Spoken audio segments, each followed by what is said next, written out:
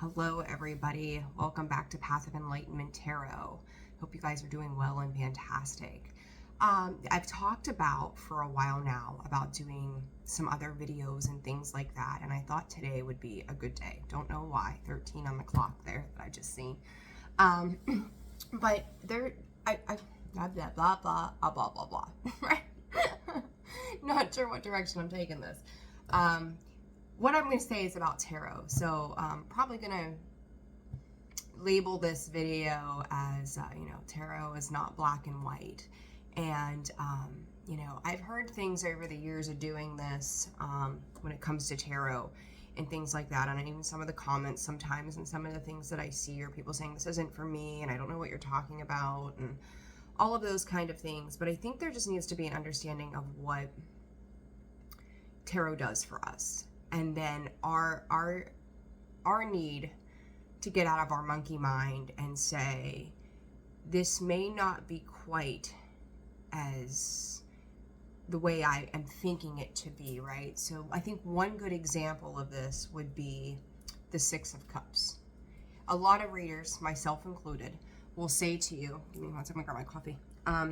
Will say, there could be somebody coming back around. There's always something from the past that pops up for us in one way or another. The one thing that I noticed, and I forget what reading it was of mine that came out. I can't remember. It's been probably a couple of weeks now. So some of you may remember this if it was in your sign. And then I was listening to something and it caught my attention. And I thought, that's what I meant when I said X, Y, and Z, whatever it was, I can't remember. That when people are coming back around, this does not mean that they are coming back in person. You may not get a phone call, you may not get a text message, an email, they may not show up at your door, right? This could very simply just be the energetic exchange. And I think as we're closing things out in the Taurus and Scorpio North and South Node this Saturday with the full moon and the eclipse in Taurus and Scorpio, Scorpio season, that's something that we really need to remember. And I don't know why, again, I don't know why I feel compelled to run this right now, but I do. And I'm sure this message then will resonate for somebody and help you guys get a deeper understanding as to why. Okay, maybe it's something lingering in the back of your mind going, am I going to hear from this person? Are they going to pop back up? For each of you, it's going to be very different. As I always say, everybody is on their own unique timeline of where you are and what's going on in your world. But there will always be probably at least a small part of a reading that is going to resonate for you every single time. And if nothing else, take it as information. Take it as a learning experience. Take it as a key to unlock what has happened in the past or what it is that will need to be unlocked and understood later on in the future. So with the Six of Cups, again, just the card that I'm going with here, somebody coming back around can just be in your energy. This can be via dreams, telepathic communication, you feeling their presence, you hearing a song. And I'm going to say to you, if you're dealing with heartbreak or loss or a breakup or a death or anything to that extent, that energy can still come back around. You could have a traumatic moment at any given point in your life and that not resurface for 20 plus years and go, oh God, is this person coming back around? Oh no, what does this mean? Oftentimes, this is a reflection to you that there's healing work to be done. We tend to think that once we move past a particular situation, that it's just over and done with. And yeah, it hurt, but now I can move on. I've got this new job. I found the new love of my life. That was 2 years ago. I should be over it by now. Depending on what it is that you've gone through, why you reach out to hear tarot videos or get your own personal readings or to work with astrologers or whatever it might be, there's a calling to the soul to have a deeper knowledge, a deeper understanding of it, getting in touch with our intuition through these videos. And I will say to you guys that when you really open up yourself to understanding that things are not black and white in tarot, when we talk about moves, that's another thing. You'll hear people say, readers say, somebody's making a move, somebody's moving, someone's looking to move. That movement doesn't have to be you moving from a house to another house, or you leaving the state that you live in and flying off somewhere else and starting completely new and abroad or another country. That move can also be energetically. That could be, I'm tired of feeling this way, and now I'm going to do something to change that up. It can be, I don't want to maintain a relationship that I've been in for 6 years. I'm ready to move on and move forward. Pay attention to the words that you listen to. Pay attention to the readers that talk to you, or whatever you're listening to, because it does not mean that it's happening in that precise way. Think about all of the different versions of the words. Think about how things can be energetically shifted, not just in that the way we're taught. This is the monkey mind, right? We get taught, we get conditioned that if I tell you you're making a move, you're like, ooh, I'm moving, I'm getting that new house. What if you're just making an energetic move to change your position in what you're doing, or how you're doing it, or even a mindset, right? Same thing with the Six of Cups. Somebody's coming back around, heads up, pay attention for communication. That communication could be coming from spirit. That coming back around could be energetically things boiling up inside of you, or you having an experience that brings this person up and brings them back around. Okay? I just felt like it was very important to have this conversation with you all. I'm going to keep it short and sweet, but pay attention to the energy, guys. If you're not sure how the energy works and all of that, start reading, start researching. I mean, years ago, I knew at 5, very, very, very young age, that I could talk to people that had passed on into the next realm.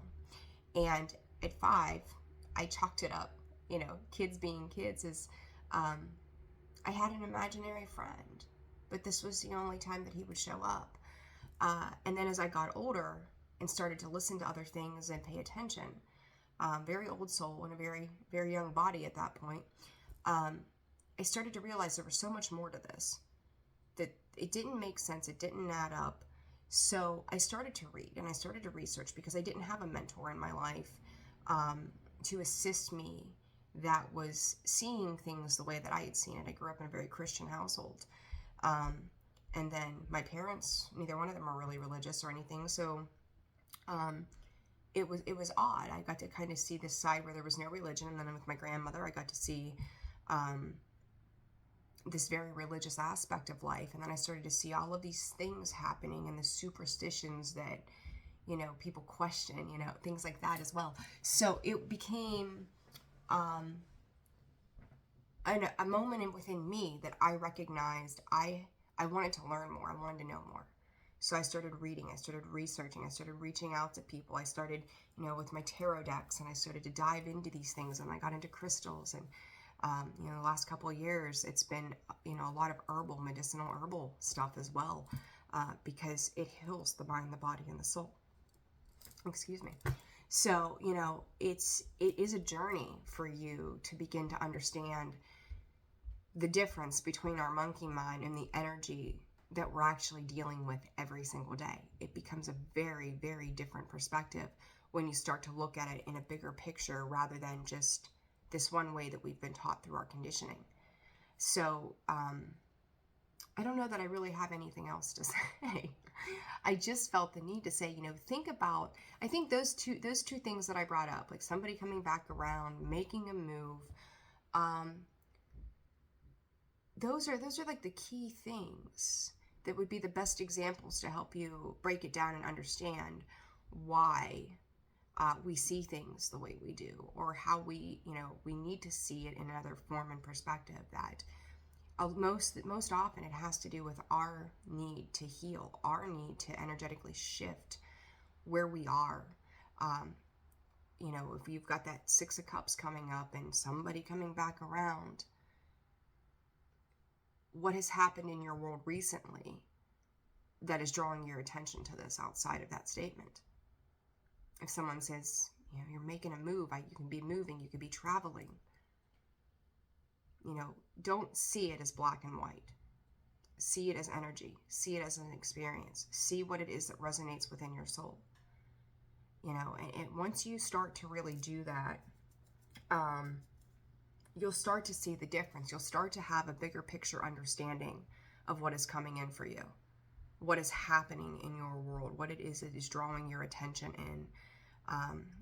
It's thinking outside of the box rather than the conditioned box that we've been tucked into for so long. As Pluto moves into Aquarius, we're going to see a lot of things shift. A lot of things are going to change in ways that we never could have imagined before. The masculine and feminine dynamics are shifting immensely. The old structures, the old recourse, it's all shifting. The things that were not sustainable are, they're no longer sustainable. We're going to see things fall apart.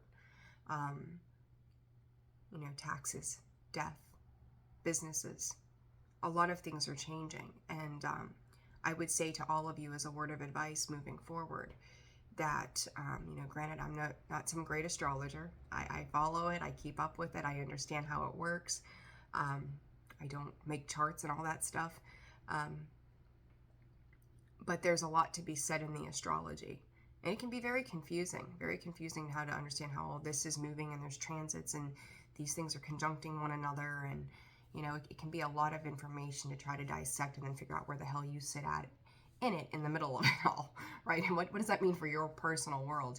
But follow the astrology, because you'll see over the next 20 years how much things are changing. And you could be feeling like you are tired of outdated patterns. You were tired of outdated routine. You may feel stagnant. You may see plans that you once had not coming to fruition. Understand that is Spirit's way of moving you into what it is that is right for you, because you're not meant for certain things. Even though we have this great idea, I'm not saying that idea doesn't work. Sometimes you're just not meant for certain things. And it's a relinquishing of the past. Right now with this full moon, and this eclipse, as we closing out Taurus and Scorpio, it's massive revelation, and it can be in so many ways.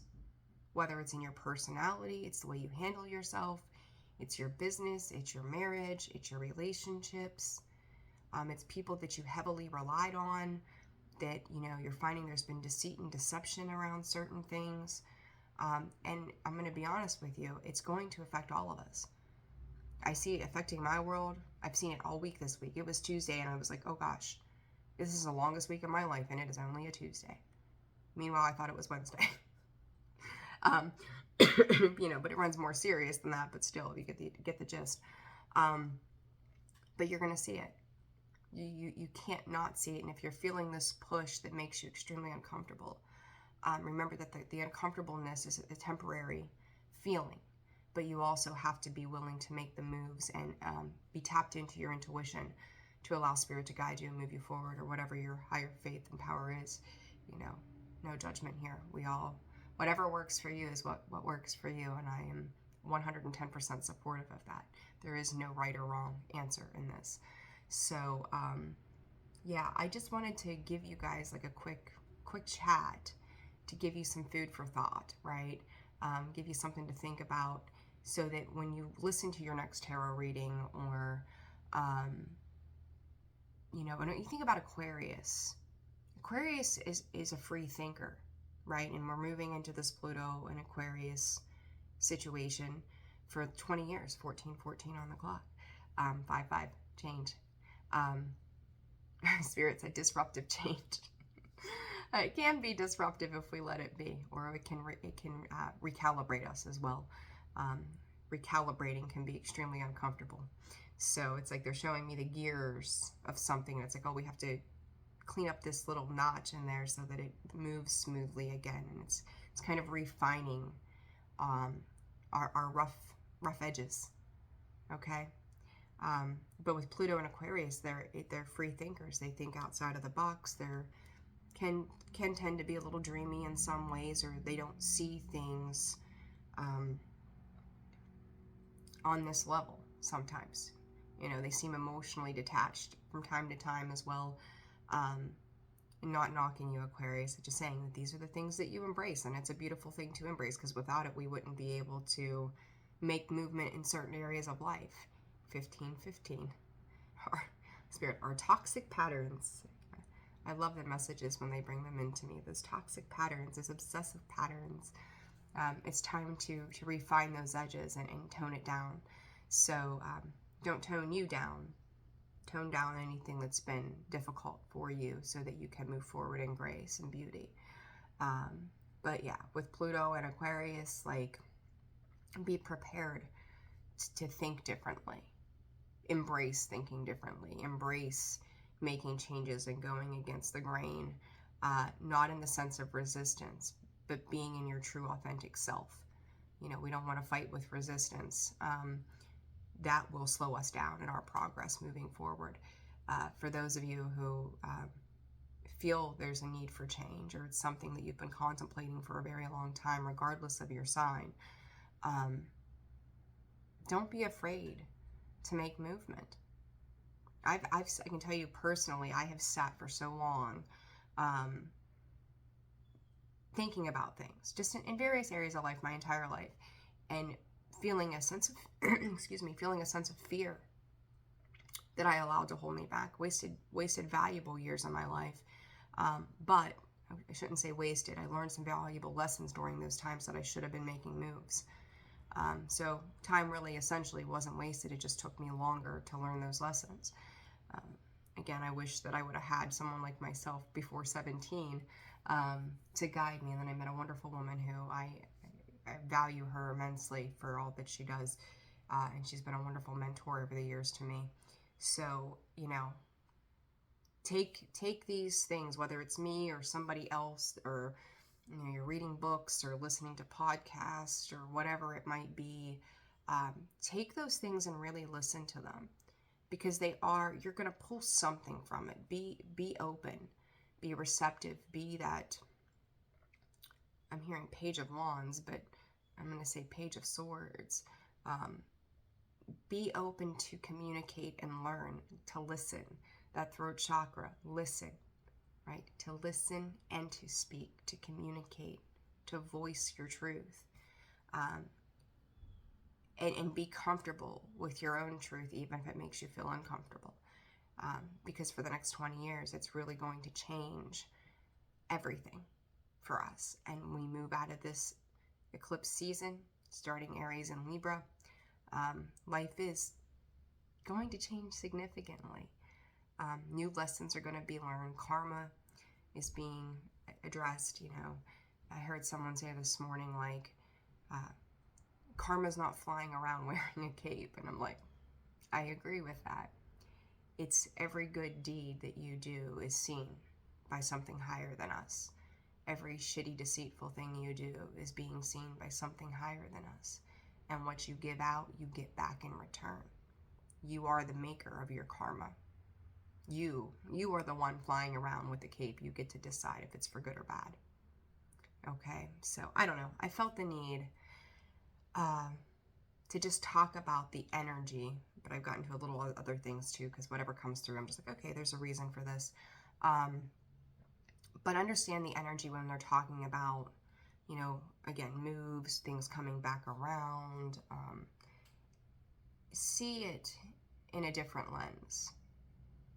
Don't get on there and go to that reader, I haven't seen him in 20 years. This is bullshit. Why would he come back around now?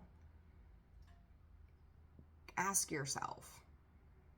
Do self-reflection. Ask yourself, is there something going on in my life right now that may be tied to that person was happening? There's the linkage.